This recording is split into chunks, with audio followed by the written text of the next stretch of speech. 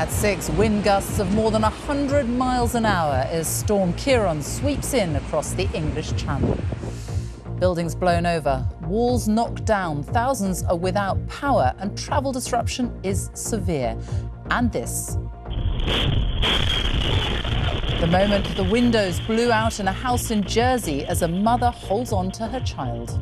A powerful storm with wind gusts of more than 100 miles an hour in places has swept through the Channel Islands and across southern England, leaving thousands of homes without power, hundreds of schools closed and widespread travel disruption.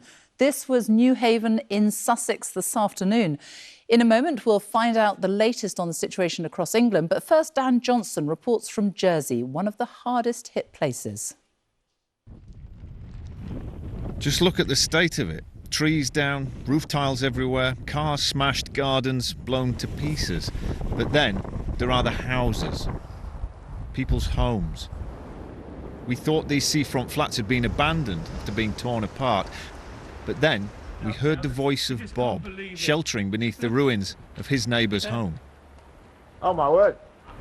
12 o'clock we hear this mighty bang, and it's just devastating. You can see, look around here, barbecue, everything went. I've never seen anything like it, and it was so scary. It was really loud, really loud. Next door, Lorraine was assessing the damage to her house and herself. You said you got yeah, I've got some cuts here. It's just crazy. Yeah. What are you going to do now? I have no idea. I'm just going to go to my sister's and try and relax a bit because I'm a bit kind of shaky at the moment. So That's a wall that's blown down. I think this is worse than people expected. We're right on the seafront here. It's very exposed, and these properties have been really badly damaged. It's not clear if or when people will be able to repair them or return at all. A couple of streets further back, it is, in some ways, even worse. Not just slates off, but entire roofs. People here believe they were hit by a tornado. We were just settling down, you know, get the kids ready to bed, and then we heard that massive, and seeing the black just come towards us, and it was petrifying. It was horrible. I've never experienced anything in my life. And within seconds, it just ripped through the estate. The noise was just out of this world. The winds reached 100 miles an hour, forcing families to evacuate. And watch this mum's reaction to nature's sudden power. I just knew I needed to get out of it, but it was, it was pretty scary, and it's quite a hard watch to look back on, just knowing what could have happened if I wasn't in the room with her at the time. With boarded up windows, you're going to live here? Yeah.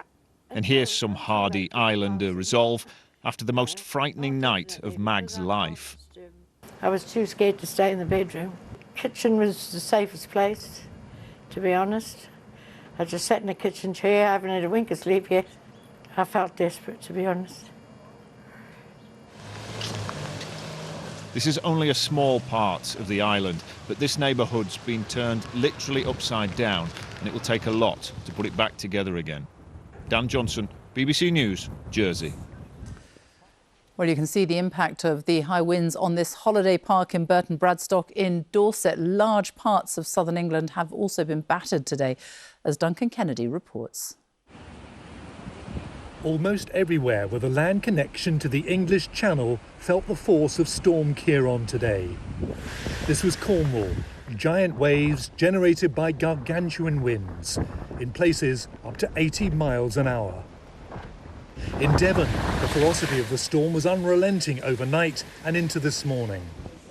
This hotel in Salcombe was caught by the rising waters. It's been a bit of a shock. We walked down the stairs this morning to find the reception was awash with seawater. Massive wave, just long story short, hit the doors and just smashed them open, and they just completely came off their hinges. The Isle of Wight wasn't spared either.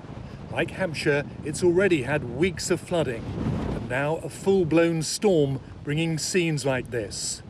And these pictures show the power of the storm, smashing into and smashing up a number of holiday chalets at the Freshwater Beach Holiday Park near Weymouth. A number of families had to be rescued. I ran towards the wall. So it was bad. It was bad. So luckily we weren't there when the big one came, which did the caravans. And here in Hastings too, the coast has received an almost non-stop battering throughout the day. Rail and ferry services have been badly affected right across the southern region. From flash flooding in the New Forest and Horsham to the loss of electricity in 6,000 homes in Sussex and Kent. This storm has led a disruptive path across hundreds of miles of the south coast. It may be gone, its aftermath has not. Duncan Kennedy, BBC News. There's been widespread flooding in Northern Ireland for days now, which has been getting worse in some areas. It's not because of Storm Ciarán. These floods come after several days of very heavy rainfall. Our Ireland correspondent Chris Page is in County Down for us tonight. Chris. Yes, Sophie, the weather here has actually been largely fine today, but you certainly wouldn't think it looking at this terrible scene here in Downpatrick. This is the main shopping street. Dozens of businesses are under several feet of water, so cafes, offices, shops have all suffered thousands of pounds worth of damage. The flooding has happened after heavy rainfall earlier this week, which fell onto ground which was already saturated and into rivers which were already swollen.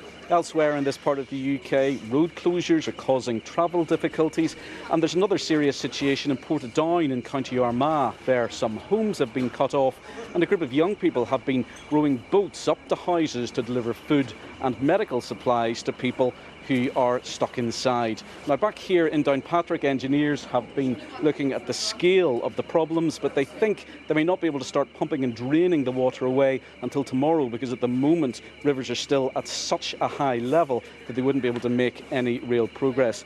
So tonight, unfortunately, in Northern Ireland, flooding is causing disruption and destruction.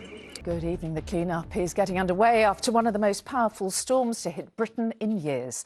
Storm Ciarán smashed into southern England and the Channel Islands overnight, leaving damage and real disruption in its wake. Windows were shattered, trees brought down, and thousands of homes left without power after winds measuring more than 100 miles per hour. It led some places to declare a major incident with school closures and travel chaos. And as heavy rain continues to lash down tonight, flooding is expected in dozens of areas along the south coast. Well, in a moment, we will have the very latest from Jersey, which saw some of the worst weather last night. And we'll be live with Chloe Keedy in Cornwall, where landslips and floods have been reported. But first, here's Chloe's report on the storm that shook the south. During the hours that should be spent sleeping, Storm Ciarán unleashed its wrath. First on the Channel Islands, where winds howled at more than 100 miles an hour and hailstones the size of golf balls fell from the sky. In the darkness, dozens had to evacuate their homes. This is the moment that a mum and her baby were woken just in time to escape as their bedroom window was smashed in by the storm. The glass just all came in, it was so loud, and yeah, I just grabbed her and ran downstairs. It just felt like the whole house was going to collapse in.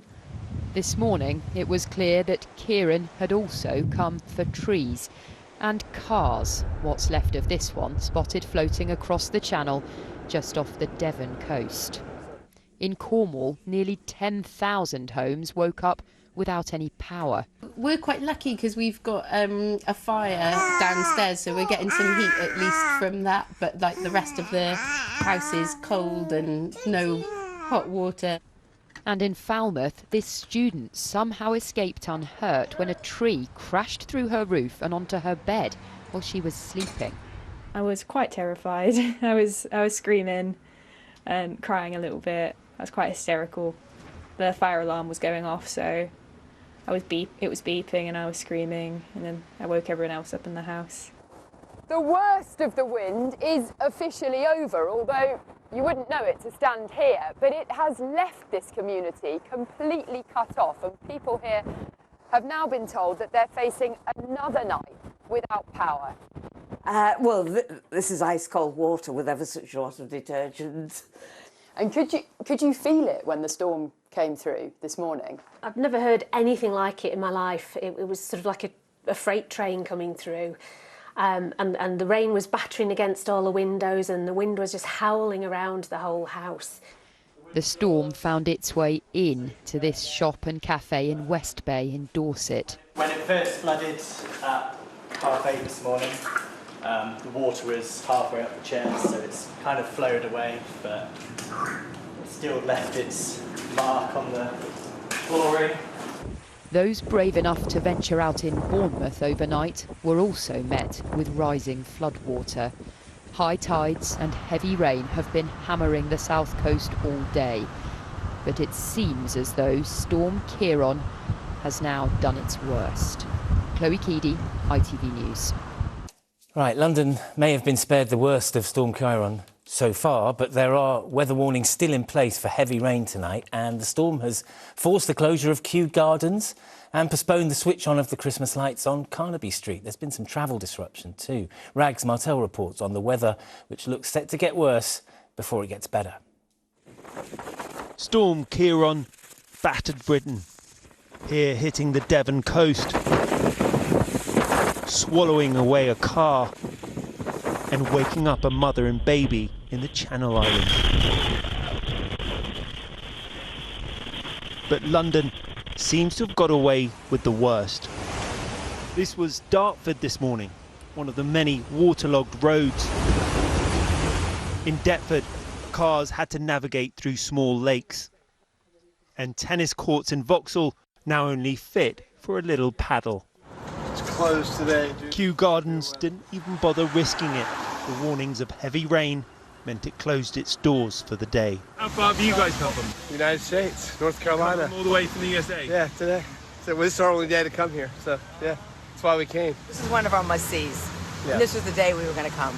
I know. And How disappointing is it? It's very disappointing. I'm from Manchester, going all the way here and just realised, oh no, this is not good. Just here in London for 3 days, so I don't get another chance. That's my only time. But I think people, they over panic about weather. You know, I think they're just over the top. My train was about half an hour late. And commuters had delays getting into town. So overnight and through this morning we've seen really heavy rain and strong winds right across the south of England. Debris being blown onto the line of flooding, of course just not on the rail network but also across the road network, so it's been pretty disruptive. About the highest we've seen it is up to here.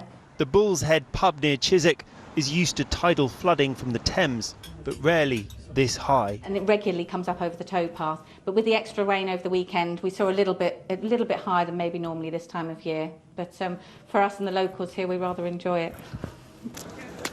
London seems to have escaped the worst of the storm. Most of the disruption has been preventative, like the switching on of Carnaby's Christmas lights will now happen next week. But round the corner on Oxford Street, the lights were switched on. And with the passing of the storm, things should get back to normal. Even Kew Gardens is planning to open its doors tomorrow. Rags Martel, ITV News.